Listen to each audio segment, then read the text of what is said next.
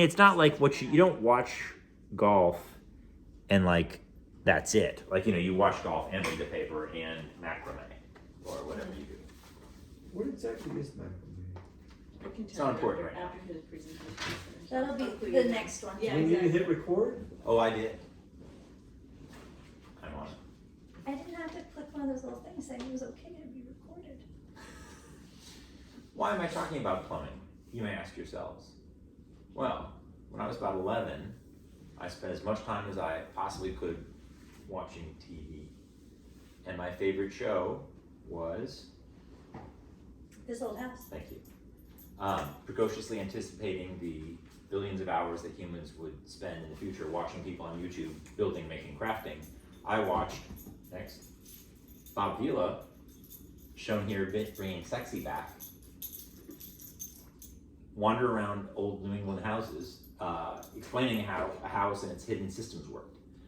And at the time, I thought it'd be the coolest to be one of those guys who could just know how to do stuff around the house, not just replace a light bulb, but like, I don't know, like redo an entire bathroom with the tools you own. So fast forward to like my 20s, and I moved here to Durham, and I realized one day I was grown, and I could go out and buy tools and start, busting stuff up in a house if I wanted to. Oh no, we're ahead of ourselves. Thank you. Okay.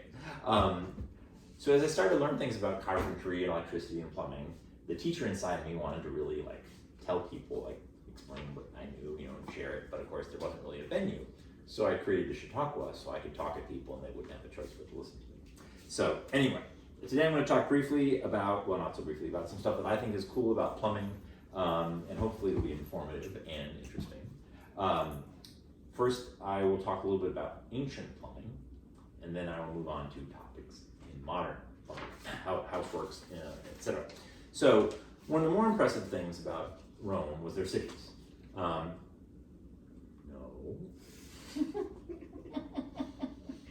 I'm trying to anticipate. I know. I'll give you a very clear sign when it's time.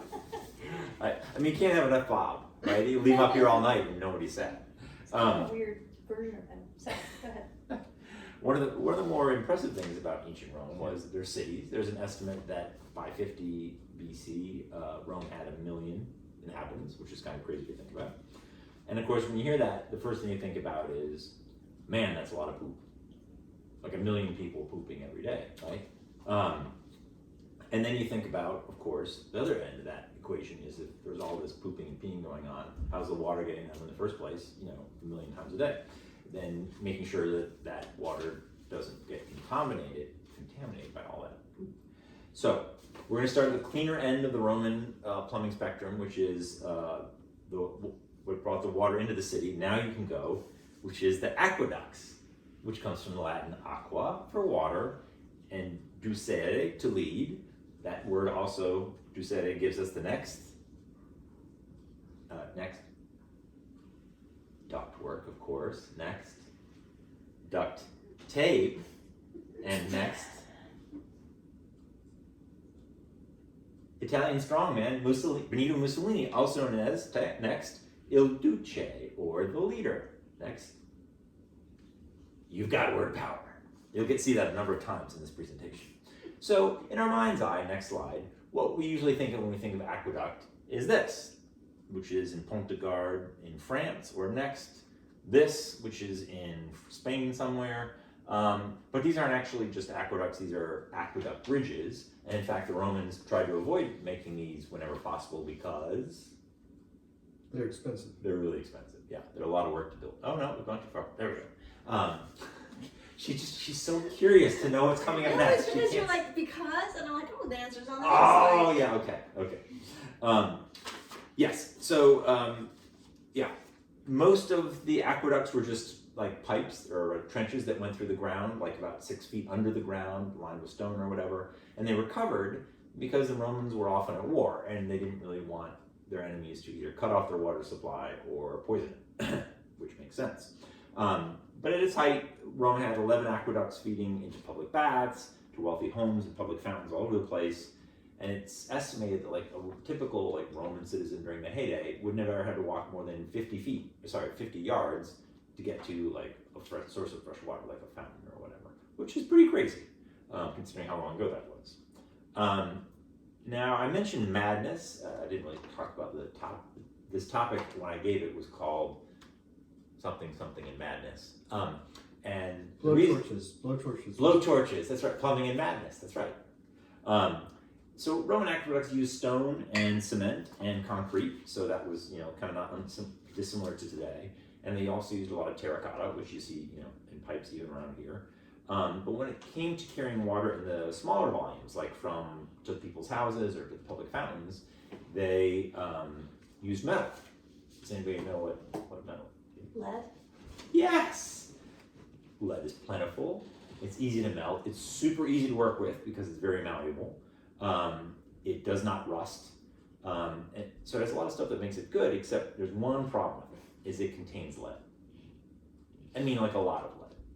Like lead is all lead. So there's a lot of theories about why the Roman Empire eventually went to hell in a handbasket. And some have conjectured, economic ruin or rotten military and bad leadership. But one theory that's still out there is that Romans who drank all of their water.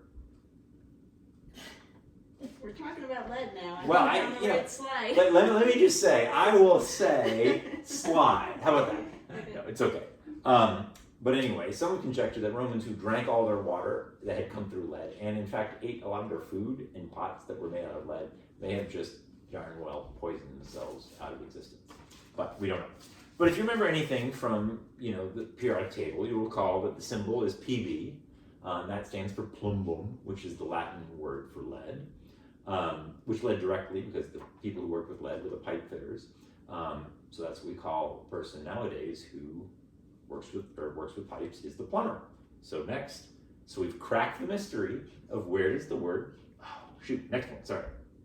And now we've cracked the mystery of where does the word plumber come from. Next, word power.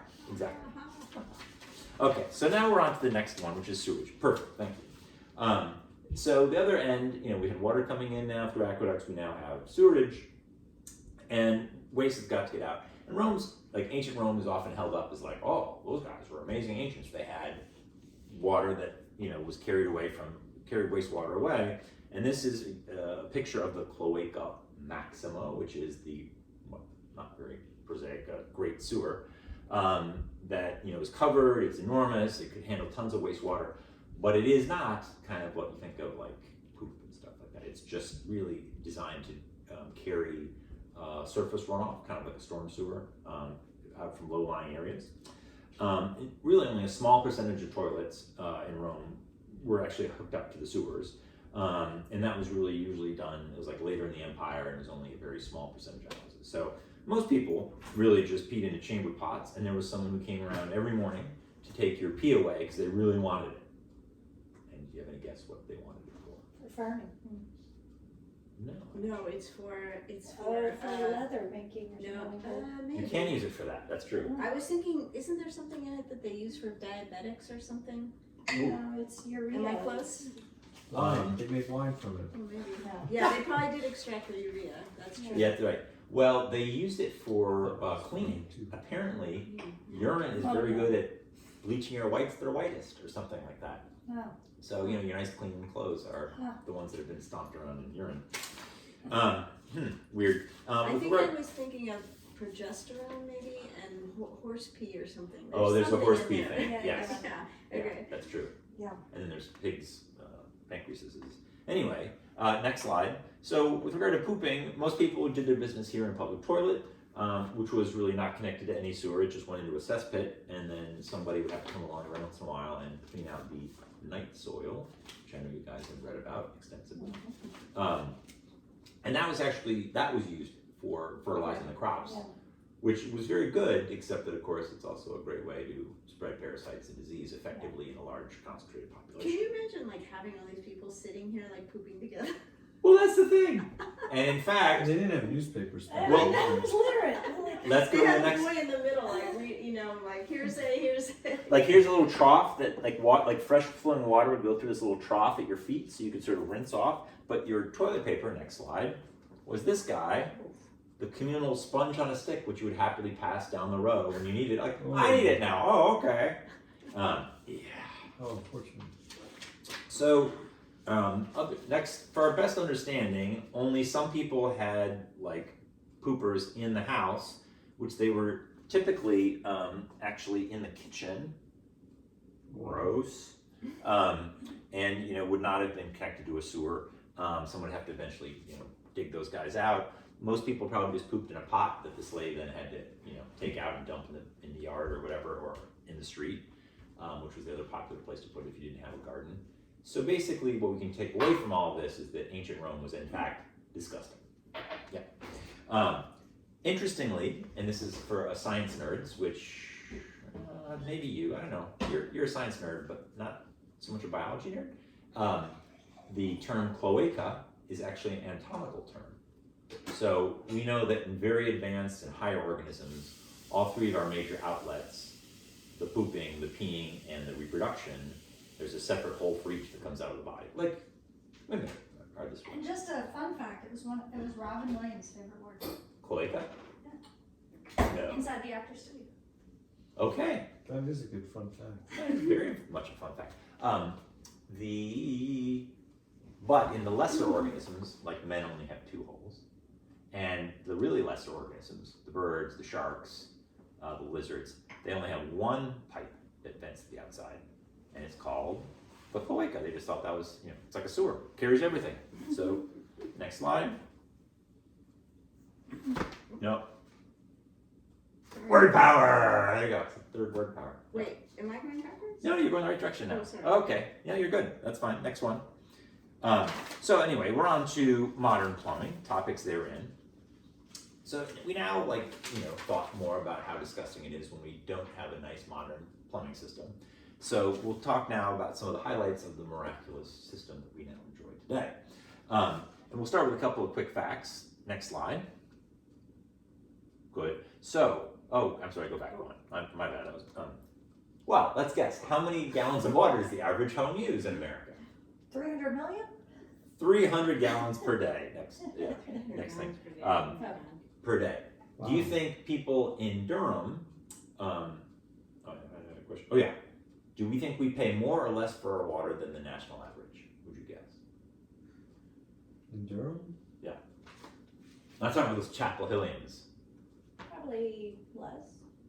Maybe a little less. Think a little less, a little less. What do you think, Tito? I don't know. I would say we're like right in the middle. All right, next thing. On average, a family of 4 pays $2.36 per day in the United States. Next, in Durham, we pay only about half of that. Interesting. But it's kind of wild. You think about 300 gallons of water every day, and the total charge is like $2. That's crazy. No, it is crazy. And I mean, we pay less. We like $1.20 a day. Yeah. That's insane. Now, another question for you.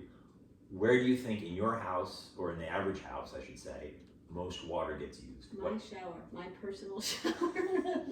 T-Dog, it's her personal shower, she knows. Actually, between me and Salman, he takes 2 showers a day, so yes, showering I think is the For you. biggest one. Well, let's back it up to the average American household. Not the weird people who shower constantly. I don't know, washing machine, dishwasher. No, those are high. I think Those have everybody's got got to a be low flow high toilet efficiency. now. Oh, Yeah. yeah. So like a toilet uses less than 2 gallons. I'm Each back time. with the shower. Shower? I gotta go with shower. Shower. Yeah. Next slide, or next thing. It's really a toilet. What? I mean, it's Why? pretty close Because to the it's shower. so often, or? I think that's the This problem. is 2016. Yeah. But there was low flow toilets. I mean, that wasn't in that long ago. 2016. Yeah, it's not that long ago. But like, That it's was 9 a, years ago. People take very short showers on average. Seven. That's my oh my conclusion. God. to this. How often do you think the toilets are being turned over in our world? Not that often. But wait a minute. What? If a toilet's used in an average house, how many times a day? A lot. Well, Like nowadays, an average everybody works family at of home, the 4. numbers up. Family of Well, 4 is but like the a lot average. of people aren't. Even there all day. Yeah, Yeah. so like I would guess the toilet in this house, the toilets collectively is like maybe 8-10 times a day. That's Twice it? Each of us? No way. Maybe, okay, how many times a day? I mean, everybody used the bathroom once in the morning and once at night at least, so that's 8 already. But So then maybe there's- maybe it's 16 times. Yeah, I'd say it's 16. And so that's 32 gallons of water. If we're Right, not, so the answer to that is their showers are really quick. Yeah, like If And you look at poop how a much lot, then you don't How shower much much. is leaking? Like, look at all the leakage. Anyway, that's not the point. But Okay. I'm glad I've piqued your interest. Yes. So how does? Sorry, That's okay. my fault. Not yet. Bad That's slide management. No, Okay. that's all right. So how does that 300 to 400 gallons of water get to your house every day? Okay. A lot of people would guess that one gets pumped there. That's only kind of true. And we're going to get into that by going to the next slide. So if you were going to buy the pump for the city of Durham to pump fresh water out to the houses, how big of a pump would you buy?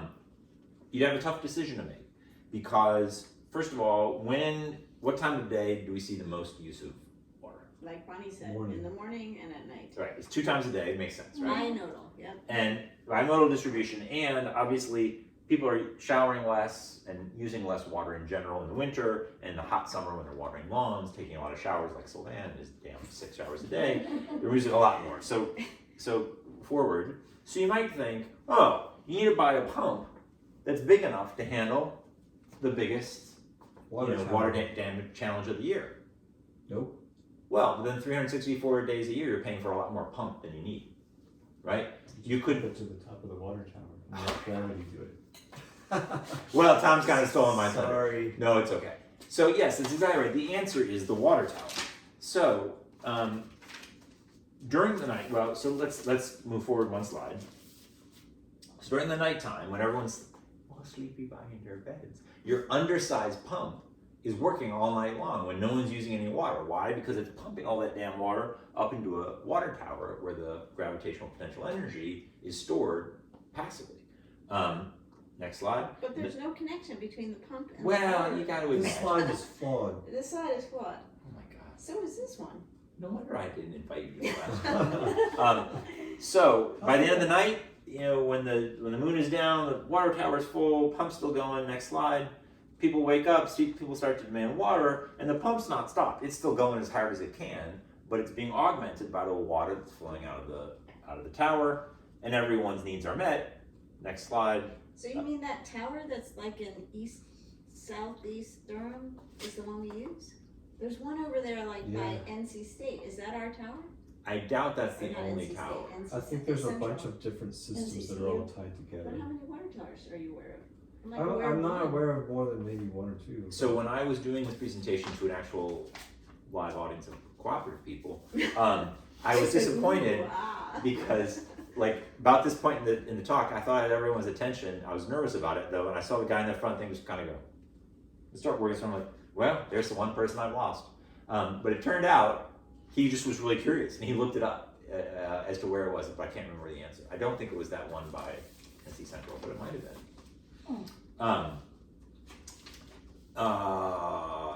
Interestingly enough, this having water under constant pressure because of the gravitational potential energy has another advantage, which is all of the pipes that bring water to your house are leaky.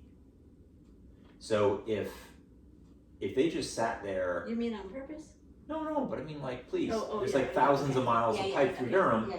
They've been there underground for dozens of years. They're going to leak. Yeah. And so what you want is constant positive pressure in those pipes, so they're leaking out and not sitting unpressurized, so groundwater leaks back. That's right. in. And if there's a major leak, businesses and sprinkler systems have backflow preventers, so that the water that's in a sprinkler system, which is disgusting, doesn't go back into the main. Because if a pressure drops in the main line It in could the suck middle it. of the street, it could suck all of the water that's been sitting there for 10 years in some building. Yeah. You don't want that water. Yeah, we So- had Katie over here once 3 weeks ago with glitter in her hair, and I found glitter in every portion of our house. Sorry. Yeah, it does that. Right. So positive pressure. That's another advantage of having these water towers. Is it keeps the whole system under positive pressure at all times, no matter what's going on. Gravity always. Gravity Cookies trumps. of the crash flow. So interestingly, there are additional challenges to having a system. So next slide. So as long as all the houses in your system are kind of at the same altitude, you keep constant pressure to all of them. But next slide, if you have a mountain, sort of mountainy or hilly area, like these guys are going to be getting crappy water pressure, and these guys will get like blown out. So often you have to split the system, next slide, and put different water towers servicing different elevations of a town, or find ways to do that. New York City is a classic problem because what do you do with a skyscraper, right? So New York City, the city will deliver water at pressure that'll take water up to the 6th floor in every building, but nothing beyond that. So what do? They have to do their own little. They have water tower individual thing. pumps on their buildings. No, they have this system. I know about this system.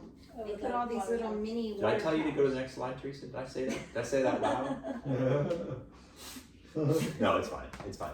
No, so this is the thing, right? Is that water gets pumped up to the 6th floor. That's fine. But for any building that's taller than that, they have to have a pump, their own pump in the basement, and push it up onto the roof so it can be gravity fed back to the rest of the building. And in a skyscraper, tell me if this is wrong, they've got a series. Like there's one tank that will serve floors like 1 through 20, and then another tank that will serve 21. Yeah, they have to 40. do that because actually the water pressure gets so great. Yeah. That it will actually break all the pipes. And But so you where actually are have those to. things in the middle of the skyscraper? They have to be, they're inside the envelope of the building, so you can have your sleek, cool looking sky. Like there's just a room on the 20th floor, the 40th floor, the 60th floor that's full of water. Obviously though, that room cannot be used to get rent or whatever. So it's kind of a loss on the thing. So in New York, they just realized early on that wooden tanks on the roof do a great job and don't take up any of your valuable real estate space that you can rent out to people. So that's why you see them all over the place in New York City. I always wondered why they had those, and that seems to be the story. And they're made out of wood, and it's like apparently the most efficient and best way to do. It's a crazy New York thing. All these. So water gets to your house or to your block from the municipality, probably via a water tower. And then how does it get from there into your faucet or your toilet or whatever? So there's usually 2 pipes that run down the middle of the street, one on the right side, one on the left side, and those are called the water mains. And then there are branches off of each of those to go to each house called the service line. Next slide. Yeah.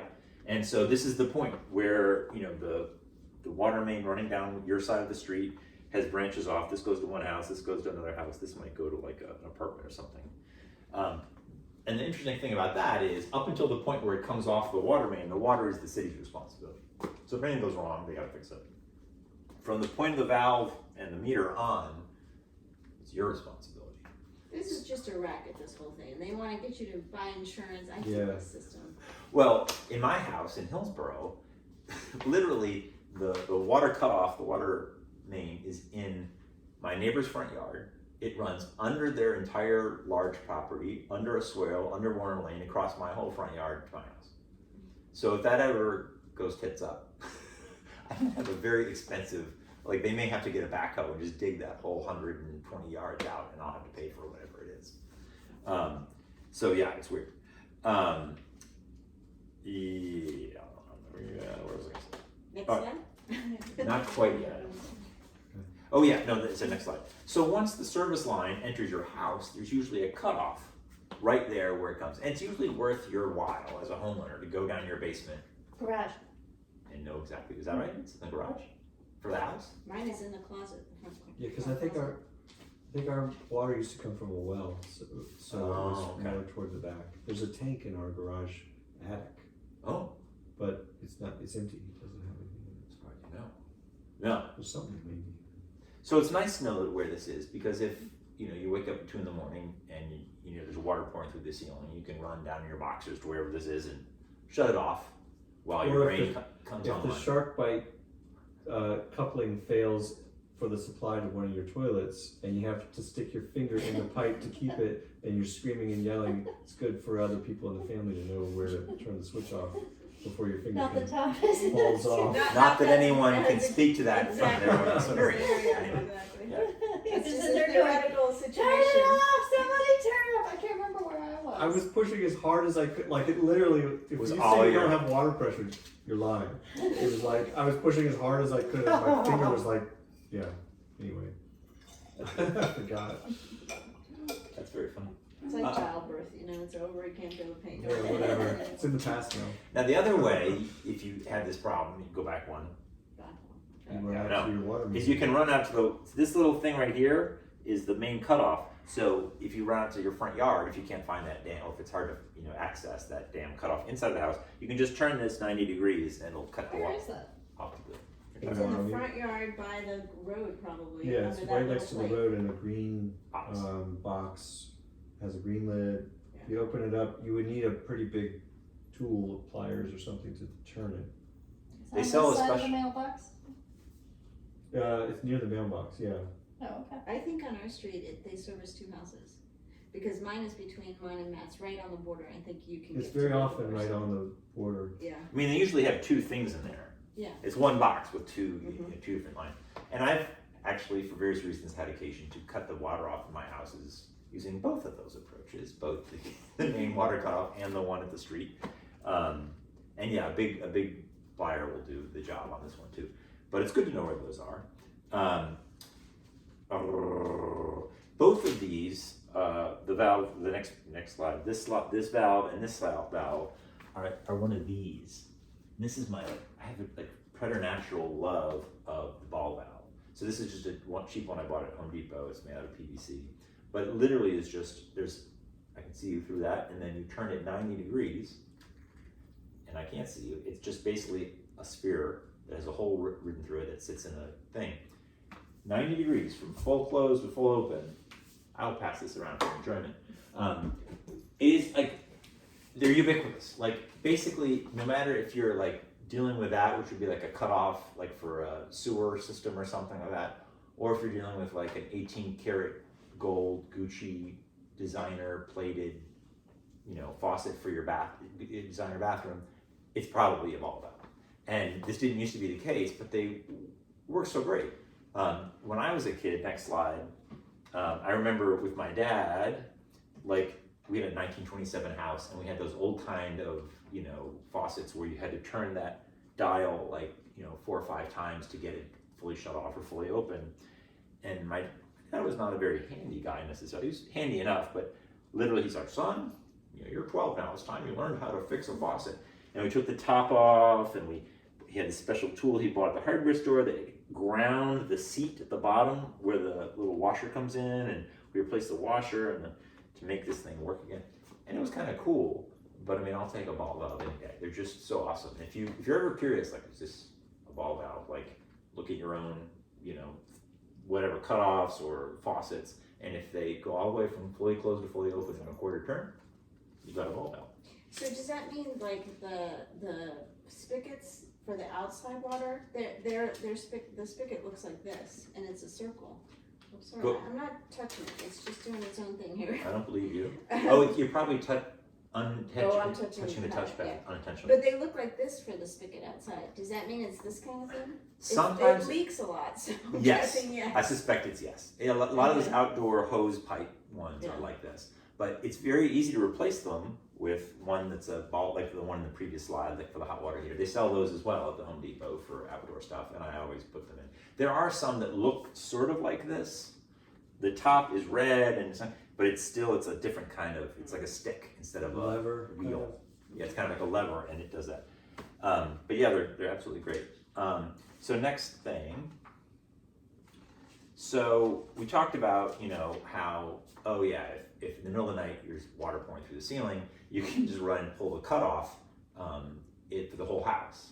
But of course, it's better to really just cut off the thing that's leaking. So once your brain is online, because it's 2 a.m, you finally figured it out, you might say, oh, the water's pouring in from this hot water heater. Well, guess what? The hot water heater also has a cutoff, which in this case is a ball valve. I can see that. And you pull this down 90 degrees, and it would shut all the water off to the hot water heater.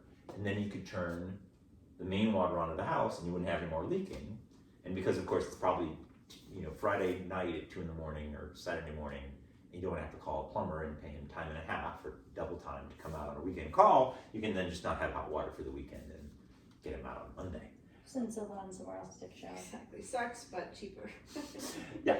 So it's next slide. So everything in your house has one of these. Your toilet has a cutoff valve like this. That's a ball valve. Next. But I have to say, I discovered recently that my bathtub did not have one, They sometimes don't on a bathtub. and it leaked the Oh, go back. yeah. Anyway, the where the spigot comes out for the shower, you know, like it has a Yeah. thing to change it from the shower to the bath Mhm. outlet. It broke, and there was no way to turn it off.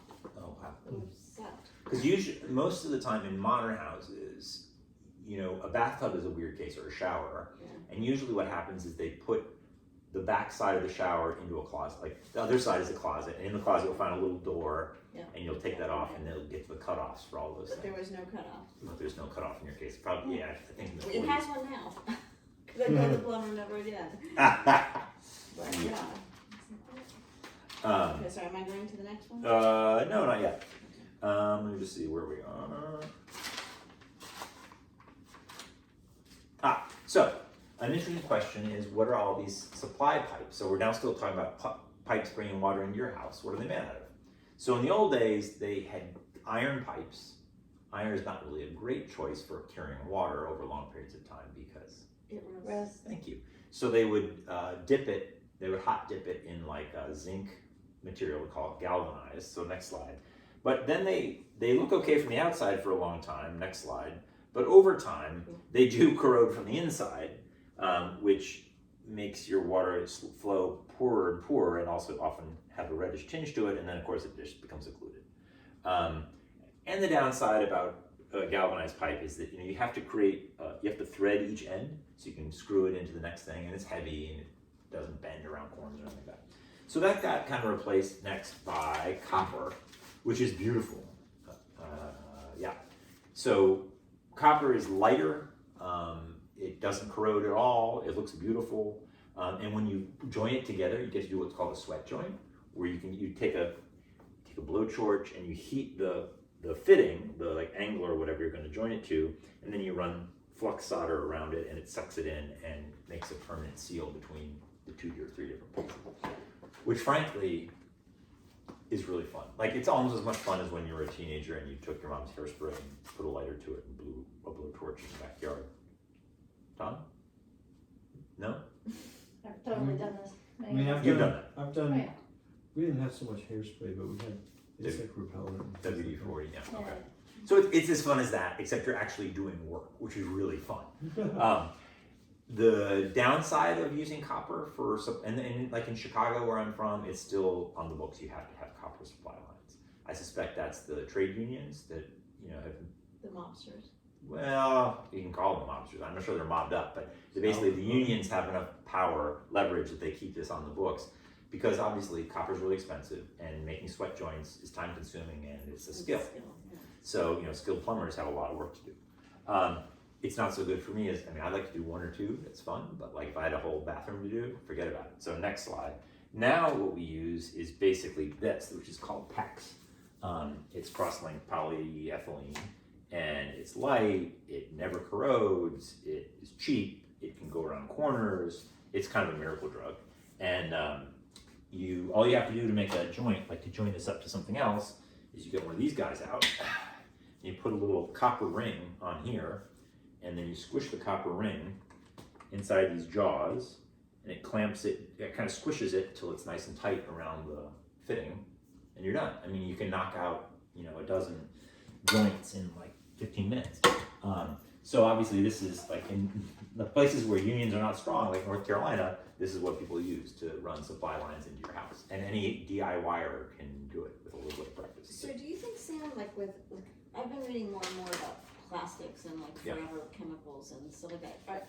Do we really know that it doesn't leach anything into the water, given that maybe they heat up or they, Right, they I age mean, out, and yeah. there's like, in Durham, there's a lot of chlorine in the water, Yeah. which might, I'm not saying they do, I'm just saying. I have no idea. It's all right, I'm full of forever chemicals. Yeah, I'm good. right. I'm sure. Every animal on Earth is this one. Yes. It's been found in every animal on Earth. Forever chemical. Every Yeah. species, right? But not every single. Well, I mean, they one. haven't picked everyone, Wow, but that would be like quite they've been fast. finding that they found them in Antarctica. They found them in places where there's no humans. So We're all going The hell I invested. No, the root of Rome. Yes. yeah. So we've talked now about the systems that get clean water into your house, but what about the carrying all the wastewater out, which is the other side of the equation, the cloaca maxima equivalent in modern Durham. So what's the next slide? I can't Yes. So, Easy. it's really a very interesting system, but we're kind of running out of time, so we'll be fairly short. This is called the DWV system, the drain waste vent system. So, for what that's worth, that's what they refer to it. Basically, all of the junk, the flow from toilets, from sinks, from showers, whatever, flows into one, usually just one, eventually it becomes one, big pipe called, it's got a great name, I think it's called the soil stack. And it carries soil or waste out of the house to the sewer. But interestingly, you know how like when you take, since you were a kid, you could go to the restaurant, you take a plastic straw and you put your finger over the top of it and then you can pull the water out, and only when you take your finger off does air replace the water and it can rush out. Otherwise it's trapped inside the straw. That's sort of the same thing that happens with this drain waste vent system, is if you don't have air coming into the system, all the poop and suds and whatever would kind of not really want to leave the soil stack. So the soil stack, when it reaches a certain point, punctures through your roof and becomes the soil stack vent. So that means air can now rush in, and sewer gases and stuff that could want to come up into your house have a way to get out instead of going into your toilet or whatever. So that's kind of the main thing, the soil stack vent or roof vent, and then the soil stack. Next slide. This is usually what it looks like. It's usually made out of very heavy cast iron pipe for some reason. Sometimes it's now PVC. In fact, except for the soil stack, basically everything that's waste, it goes through this material, polyvinyl chloride. It's a fantastic product. I don't think, am I supposed to talk about this yet? Oh, actually, there's a funny story. So, go back one. So one of my favorite authors is this guy, David Owen. He writes for the New Yorker and some other places. He wrote a great book about how your house works years ago. And he tells this anecdote. So he's like in Connecticut. Now you want to come on. Oh, there we go. Yeah, oh, there we go. Sorry. No, it's okay. So he tells this story about how in his hometown in Connecticut, the school was having terrible plumbing problems. Like toilets wouldn't flush right, hideous smells were floating into classrooms, like nothing was going right. And so the school and the school board were looking at this tiny town, like spending tens or hundreds of thousands of dollars to replumb the whole elementary school. And then one day the janitor just moseyed up on the roof, took a look down the stack, man, and he found like 3 tennis balls, 2 baseballs, and a dead rat. And he just pulled them all out. Everything went back to working just fine. It was just, they couldn't, fresh air wasn't getting in the system.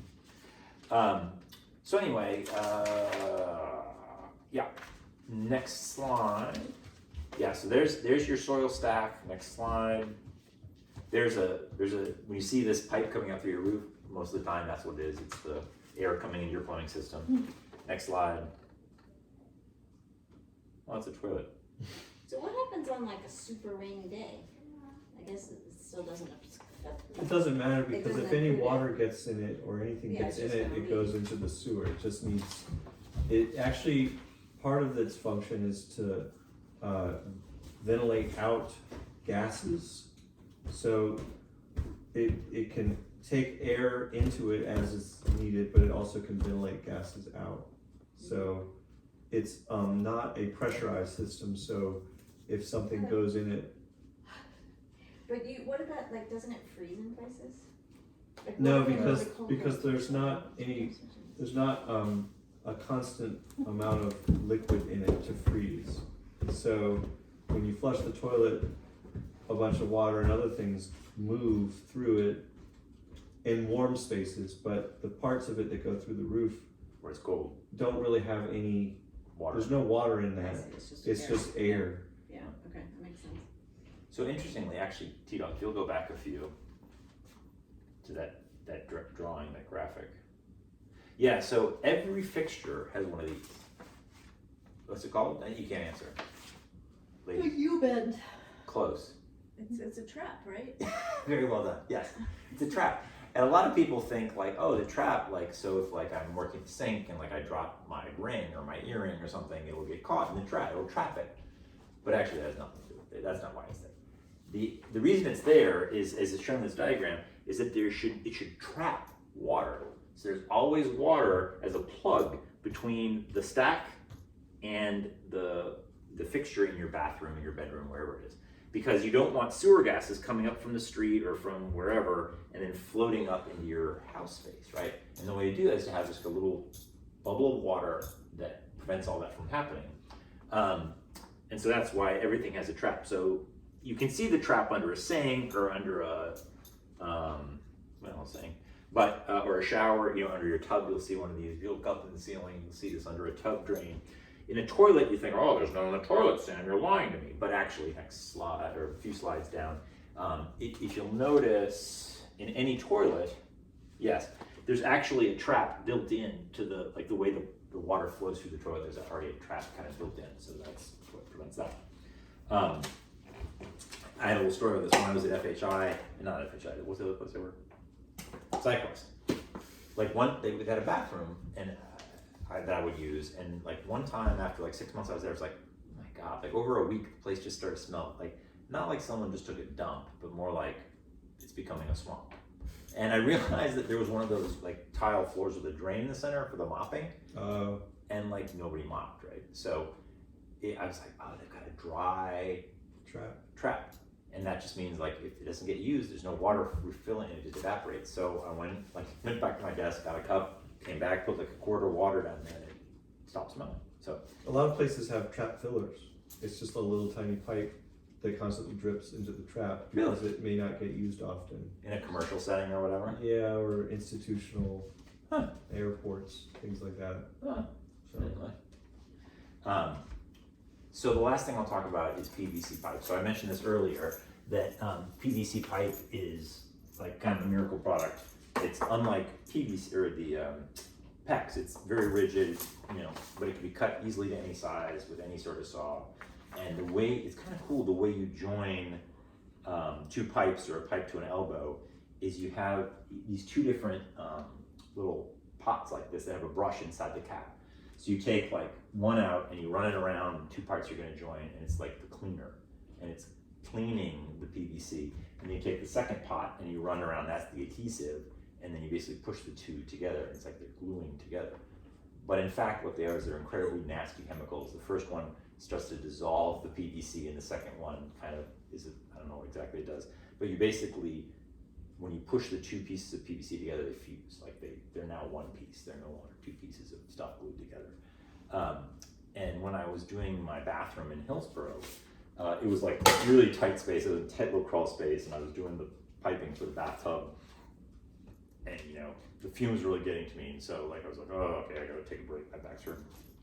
So I got up, and as I was just sitting there bored, waiting 5 minutes till my back tightened, I just started reading a little bottle of stuff, and it said caution, contains incredibly caustic solvents, always used in a well-ventilated area, at risk, otherwise at risk for neurological problems, digestive problems, cranial problems, sexual problems. There's 20 problems, and I was like, oh. And then I resolved, from now on, I'll always use this in a well-ventilated area. But then I promptly forgot about that. Explains so much. That's due to the neurological problems. That's right. Well, that's sort of what I was wondering. Basic cognition. Can I do the next one? Yes. Thank you. Yeah. Yay! Thank you very much, you guys, for being good sports.